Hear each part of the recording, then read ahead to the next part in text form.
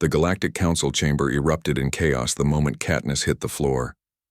Ambassador Vexithor of the Carnathi Dominion watched in horror as the human elite guard crumpled mid-stride, her uniform hanging loose on a frame that seemed far too thin.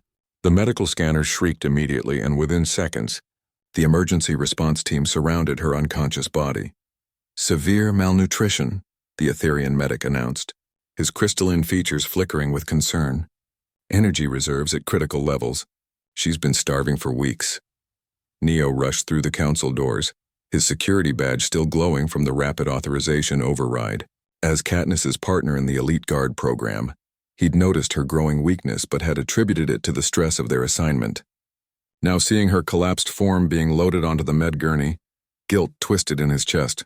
"How long?" he demanded, gripping the medic's shoulder. "Based on these readings, she's been functioning on maybe 20% of required calories for at least 3 standard weeks, possibly longer." The medic's voice carried disbelief. How was she even standing? The question hung in the air as they rushed Katniss to the medical bay. But Neo already knew the answer. It was the same stubborn determination that had made her the youngest human to ever qualify for the Elite Guard. The same fierce will that had seen her through countless missions. She simply refused to quit.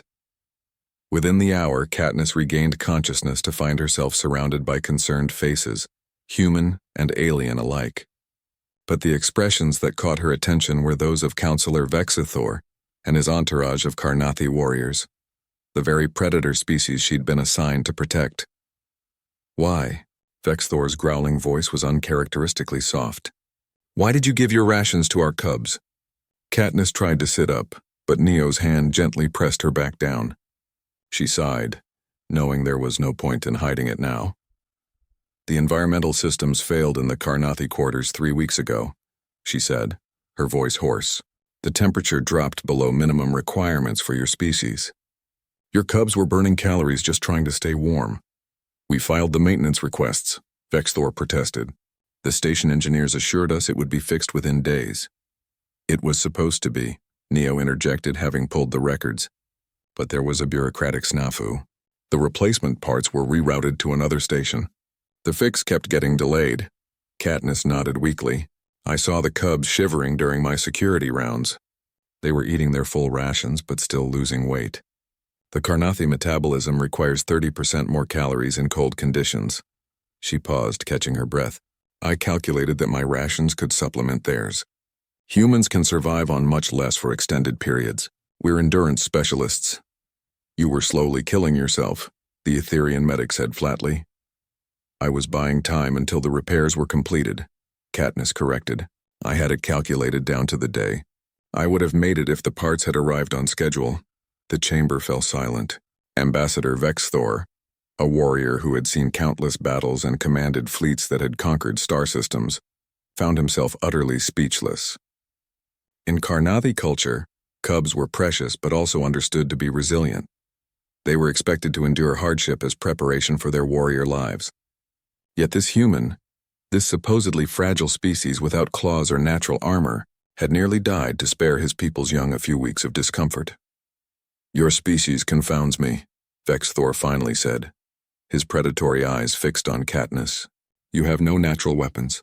Your world should have culled you before you left your caves. Yet here you stand, or lie rather, having outlasted hunger that would have broken most species.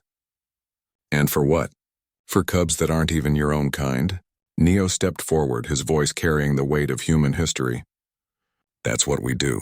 Humans don't have the luxury of being the strongest or the fastest. We survive by being the most stubborn, by refusing to give up, by protecting the pack even when the pack includes those different from us." "On Earth," Katniss added, her strength slowly returning as the IV pumped nutrients into her system, "we have a saying, 'Not on my watch.' Those cubs were under my protection. They were cold and hungry on my watch. That was unacceptable." One of the Carnathi warriors, a scarred veteran named Rexcor, stepped forward and placed his clawed hand over his heart, the highest sign of respect in their culture. "In our language there is a word, Kethvara. It means one who shields the helpless with their own body. It is a title given only to the greatest of heroes in our history. You are Kethvara, Katniss of Earth." One by one, the other Carnathi warriors repeated the gesture. Even Ambassador Vexthor, who had initially protested humanity's inclusion in the elite guard program, bowed his massive head. The council was right to admit humans to the elite guard, he admitted. We Karnathi pride ourselves on our strength, our ferocity in battle. But you have shown us a different kind of strength, the strength to endure suffering not for glory but for those who cannot protect themselves. Neo smiled, squeezing Katniss's hand. She's not unique, you know. This is what humans do. We're the species that domesticated wolves, that dove into freezing waters to save strangers, that shared our food during famines. We're survivors, yes, but we're survivors who refuse to survive alone.